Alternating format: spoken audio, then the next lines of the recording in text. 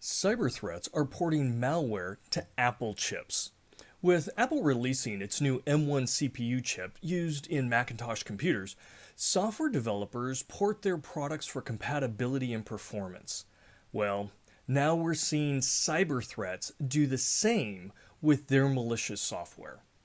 A macOS security researcher, Patrick Wardle, recently discovered a Safari adware extension originally written to run on Intel x86 architecture, but has now been ported to run on ARM-based M1 chips.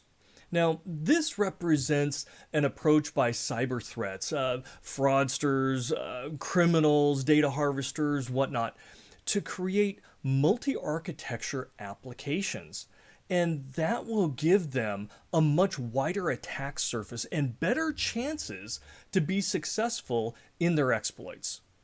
So, as threats write malware that is optimized for, well, CPUs, OSs, and applications, they take advantage of those architectures to remain better hidden or to be able to leverage known vulnerabilities or exploits that exist in the hardware and the software.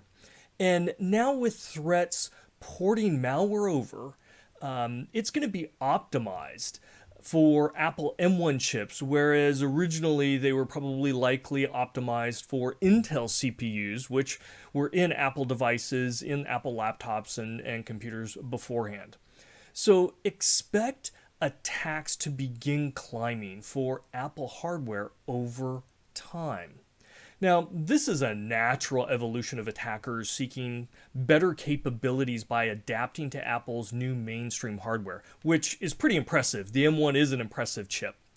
And it's based upon ARM technology versus Intel's x86 architectures. So in the end, they both do something very similar, but how they do it is fundamentally different based on their architecture.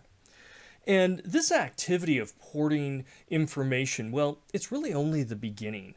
Before long, we should expect that it will be standard practice for malware to be written and optimized to target both PC and Mac users. So, M1 users, welcome to the waters where cyber criminals are on the hunt.